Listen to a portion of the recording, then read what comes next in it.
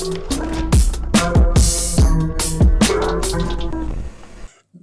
you look at when you see these two tycoons, or you know what I'm saying, these two moguls, giants in New Orleans at the same time, Cash Money, New Orleans, you start to see more coming out that there actually was a rift between the two. Right. And P and Baby being real street dudes, you know what I'm saying, things of that nature. Right. Being in that culture at that time, I know, like me growing up in Detroit, in middle school, that's when, you know, No Limit was popping for me. So I remember all my partners in middle school running around talking about they No Limit soldiers. Right. I think like when I got to like ninth grade, ninth grade, that's when Cash Money started popping off, and people start saying they hot boys. Mm-hmm.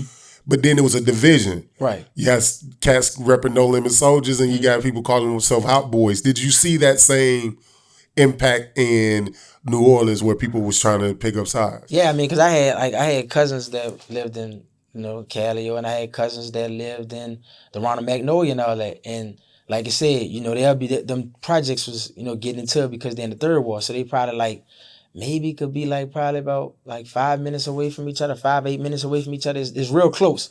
It's like the Melf Mac and the Cali are like the UNLV album. So they all close to each other. And yeah, it was a lot of that. I mean, I had a partner that I went to Livingston with. He was one of Mass P because he used to wear his No Limit chain, and BG brother name was Hakeem. He used to wear his Cash Money chain.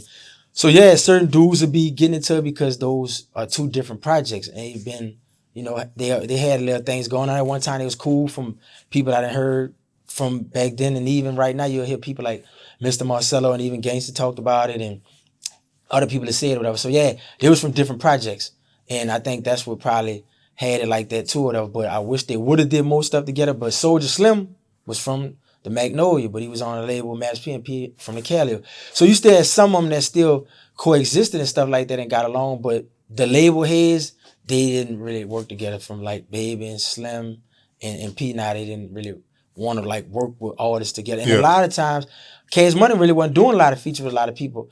I mean, when we first started seeing them doing with a lot of features outside of like doing stuff with Bun B, I remember it was like 3 6 Mafia. And then they started doing little stuff here and there, but it wasn't never doing that with no Limit artists that I really remember, like when they both was like big in the game. Yeah.